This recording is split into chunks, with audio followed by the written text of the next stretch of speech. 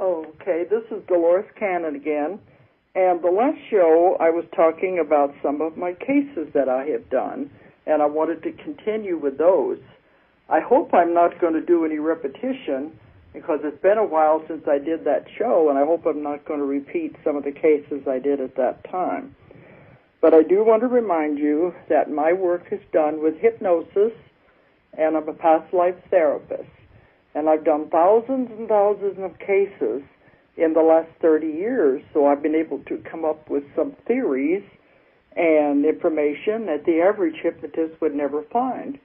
And this is where I'm finding the connection between what's going on in the human body with connections in past lives, but also things that happen in this life are connected, and they call illnesses. They cause illnesses and diseases, and that's what I do in my work, is to try to alleviate these by making the connection.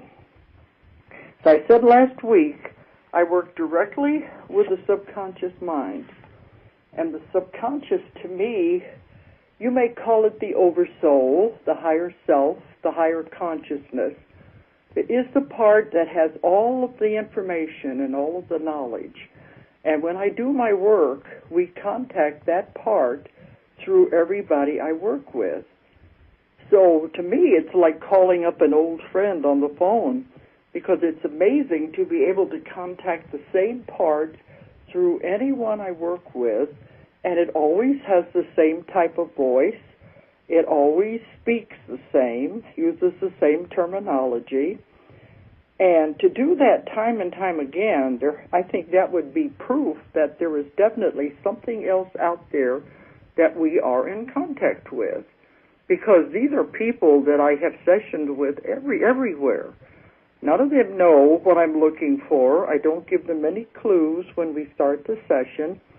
I just tell them we will be talking to the subconscious, which has the answers to the problems.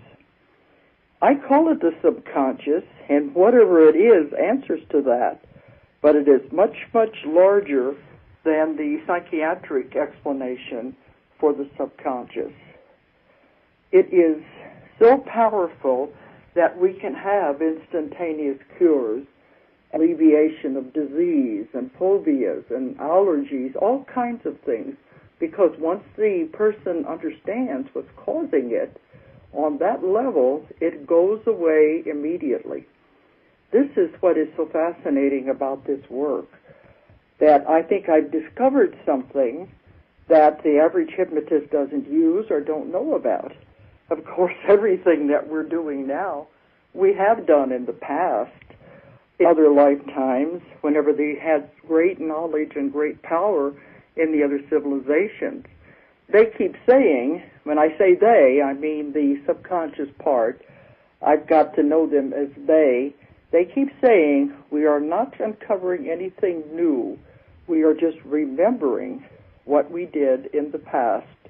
We are bringing back lost knowledge and lost information from other civilizations that we have all lived in. And that is what I am doing, tapping into these parts.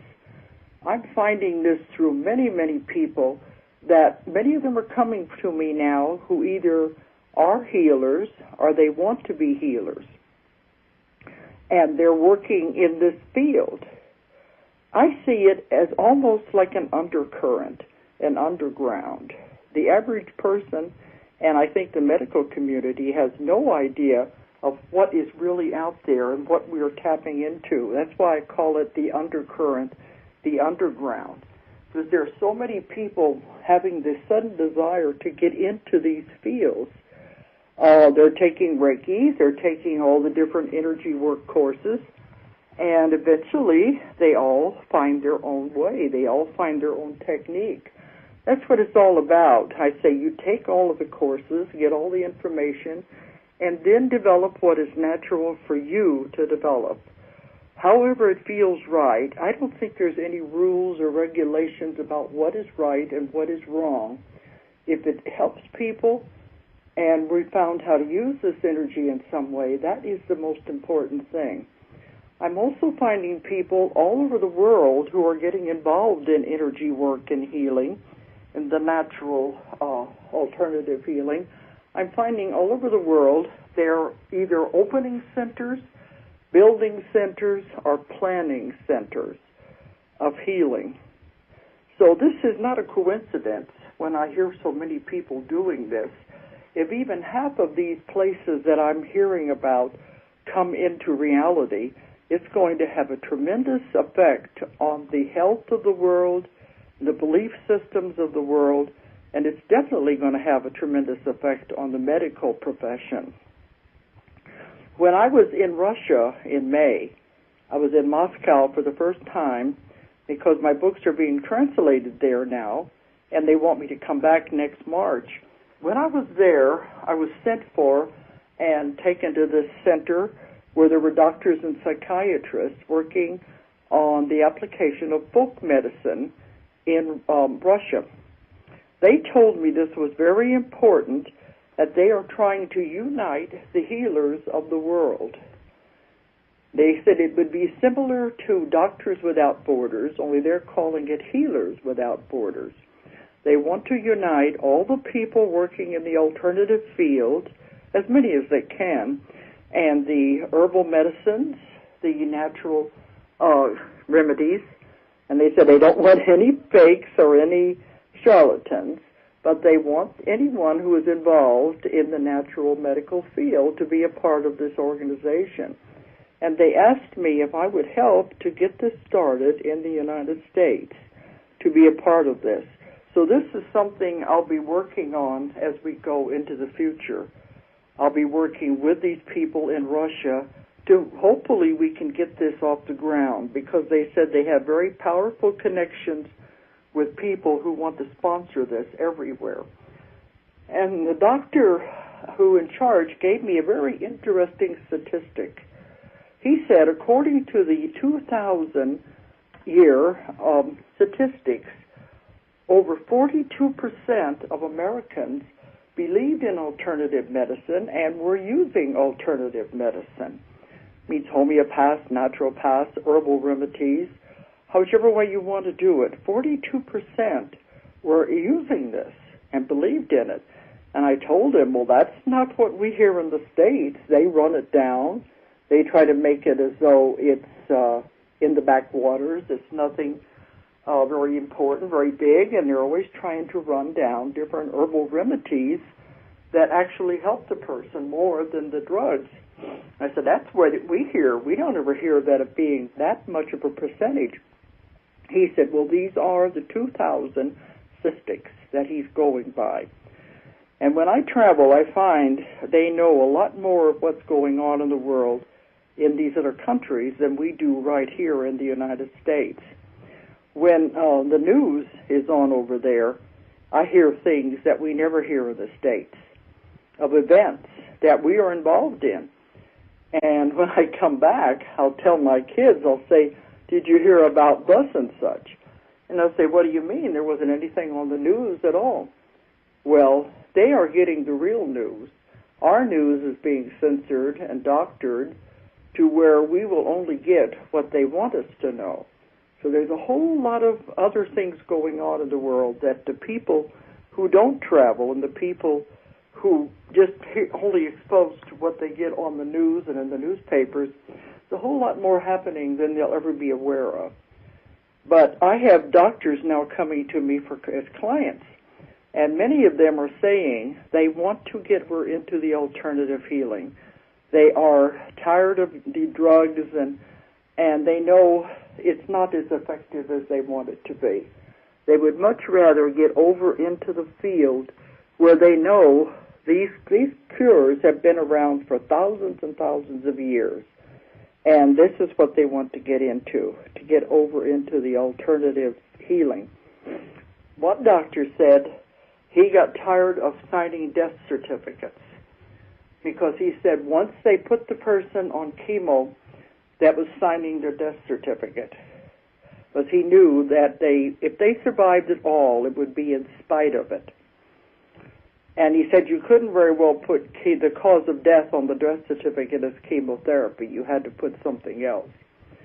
But, and I hope I'm not causing any problems by saying these things, I was told we could talk about absolutely anything we wanted to talk about when I do these shows, that this is an open forum, even though it's not going to give very popular ideas, that we could say anything we want. Because I have many doctor friends, and I respect them. I know they're only doing what they are taught, but many of them are beginning to question it and move over to the other fields. Because they said there's only 2 ways to treat cancer, for instance, and this is with chemo and radiation. In the natural health field, there's over 200 ways of treating different cancers. Why not use these? It's going to be much better for the body anyway. And then, as I said in the last few weeks in my work, I have found a lot of cancers are caused by the emotions, by stress, and by holding things inside. I think I talked about that last week, that people hold anger, they hold resentment, they hold very powerful emotions, and there's a lot of karma involved too, but they hold these inside and won't let them go. They won't release them. All they have to do really is just to forgive and let it go, let it go. But some people have a very difficult time with that. And eventually all of these emotions and tensions and stress start eating away at the body. So there's many other ways besides the regular medical treatments that we've heard of. But I'm not encouraging anyone to go against what their doctors say. I'm going to have a doctor who's going to be on my program in a few weeks when I get back from the Middle East, and he talks about how the mind can affect the body. He said, if you believe your doctor is helping you, if you believe the medicine is helping you, then that is all right, because it's your mindset, it's your belief system, it's what is curing you and healing you anyway, is the mindset. So if you believe in the hospitals and the doctors and the medicine, then that's right for you. But actually, you are doing the healing yourself, because it's a very natural part of the body and the mind. A lot of doctors have told me they know they are just helping the person while the body heals itself and while the person heals itself. People just don't realize how powerful their minds are and how much their minds do influence their body. Well, I didn't mean to get off on a lot of that, but I do want to go into some more of the cases that I've found now. And the cases I've been giving in the last week and this week are only a very small portion of what I have found in my work. I keep finding something new every time I work with someone.